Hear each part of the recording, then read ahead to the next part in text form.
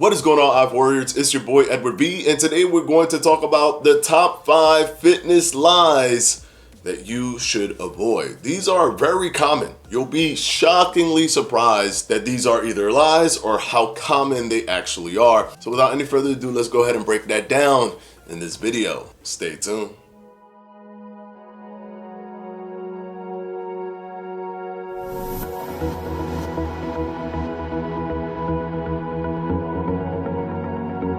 I definitely want to thank the sponsor of this video, Built Bar. Like I've said before many times, my favorite macronutrient is protein because there's just so much variety with what protein can do in terms of the amino acids and building muscle, which is the primary driver for your metabolic rate. So it's super smart to ensure that you're consuming protein when you are losing weight to try to retain as much muscle, and for many people, even build muscle while you're losing weight, depending on a few factors, but one being how new you are to working out. Built Bar is no joke, guys, because not only is this a protein bar, get ready for this, this is a good tasting protein bar, and those things are incredibly difficult to find.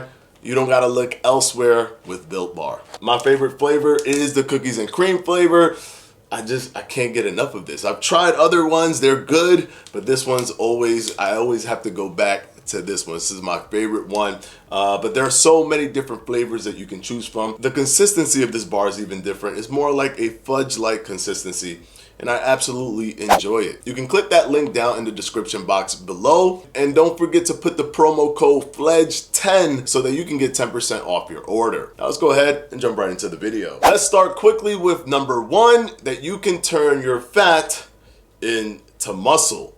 That is one of the most stated thing that I hear from those who don't really research hypertrophy, fatty acids, triglycerides, fat burning, fat oxidation.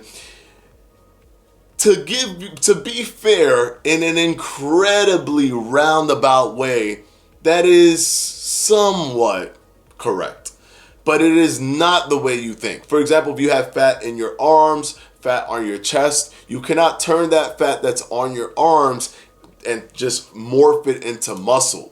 Nor can you turn the fat that's on your chest and morph it into muscles. Those are two things that are physiologically completely different. Fats are simply adipocyte cells that carry the fatty acids inside of them. When they release it and put it through your bloodstream and move it across your body, it shrinks the fat cell, and then that fat cell only expands when fatty acids and triglycerides return. They'll expand if they're storing energy, so if you're consuming food and they store energy, they'll expand. They'll release if energy is required. Now, they'll release to your muscle if energy is required for your muscle, like if you're working out, things of that nature, and you've depleted things like glycogen stores. Yeah, fatty acids are going to move around to try to energize you for your workout as energy, but they're not transforming the fat into muscle. So please understand that fat cannot turn into muscle. No matter how hard you work it out, you have to lose the fat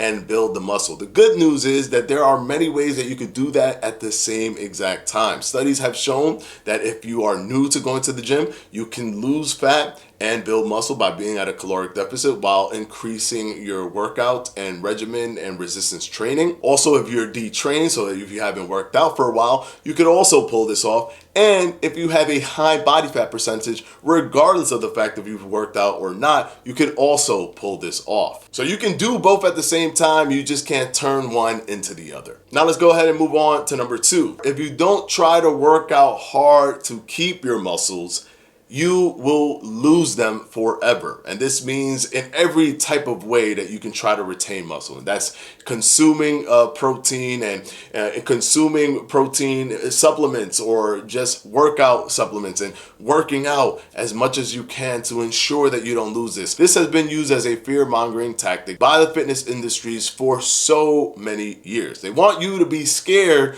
so that you buy as many products as possible. But here's the truth. We carry things that are called satellite cells. Your body actually remembers how to build those muscle fiber and how to expand the size of the muscle fibers that you have. So even if it appears that you have lost all of your muscle, if you built a certain amount of muscle over the course of 3 years, you stop working out for 6 months or so, then you start working out again, it will not, I repeat, will not take you 3 years to build back the amount of muscle that you already had going before those 6 months was up. It'll only take you a few months to get back to where you were because of that epigenetic memory state that your muscles carry, that your body carries. That's why you can see somebody who had a lot of muscle, lost it, and gained it back quickly simply because of the satellite cells. So please do not take that fear-mongering tactic as everything you've done would be undone and you will have to start from scratch, and now you have to do 3 more years. That's the thing that puts people in fear, but that is simply just not the case. It'll only take you a few more months to get back to the position that you were before you stopped working out. Now let's go ahead and move on to number 3. You can burn belly fat. Now, I made a video called The Only Way You Can Burn Belly Fat because I'm circumventing what people actually think about belly fat burning. So many people make videos, how to burn belly fat, burn all your belly fat off in 1 week, burn your belly fat off in 1 day, how to burn belly fat in 30 days, exercises to burn belly fat. Nothing can specifically target any part of your body for fat loss. You can't target your arms. You can't target your legs. There is one study that shows that there's a slight targeting factor between the lower body versus the upper body, but no study shows that body fat specifically, especially belly fat, can be directly targeted. The only thing where you can kind of target your belly fat is in visceral fat, which is only because it is in the inside. It is not subcutaneous, not under the skin. It's actually inside the abdominal wall, but still pushes your belly out from the inside of your abdominal wall. But your abs are on top of that fat. It's on top of the visceral fat. But you can do things to lose visceral fat, like slow, steady state cardio, things of that nature, and other things that I've mentioned in that video. If you want, go ahead and take a look at it. It's a recent video that I put out stating how you can actually burn belly fat. Now let's go ahead and move on to number 4. Smaller weights get you cut. How many times have you heard this? Maybe in the gym, maybe at home, maybe at work. Oh no, I don't use heavy weights all the time because I need to use smaller weights to make sure I get my cuts. I don't know how this even came about. I think this was a cop-out. I think somebody was trying to do a cop-out to try to work out using less weights. But here's the truth of the matter.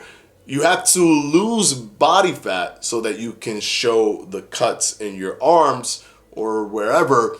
And then you have to use progressive overload, which means things like better technique or gradually increasing the amount of resistance, which means heavier weights, not smaller weights, that can build the muscle fibers that when you lose the body fat, you will see the cuts. That's how it works. When you are cutting, you're not really cutting with weights, you're cutting with losing body fat. You just try to do it at the same time with resistance training, so you are at least retaining as much muscle as possible during the weight loss period. But no, smaller weights does not morph your muscles to then cut itself. The way you see cuts is reducing body fat percentage. And let's go to number 5. BCAAs are absolutely necessary. Believe it or not, BCAAs are absolutely not necessary. They are simply 3 of the 9 essential amino acids that you get from regular food or a protein shake. If you're going to have a shake with a powder that you have to pour into a cup and shake around, why not just get a protein shake instead and get 9 essential amino acids as opposed to valine, leucine, and isoleucine only? One of the 3, which we still don't even know what it actually does in your body. Not that it's negative, but they just don't know what positive effects come from it. So you want the 9 essential amino acids, not just the 3, which is what branched chain amino acids are. Is there a way that maybe you can use it? Maybe if you want something super light, but it is incredibly redundant because it is basically just amino acids on top of the fact that you have amino acids from food, and it doesn't even provide all of the essential amino acids. It's, to me, the most unnecessary fitness product or fitness supplement that has the most prestige out there right now. Hopefully this video has helped you guys, and of course, as always, I want to thank my patrons for my Patreon. I'm gonna go ahead and put their names right up here.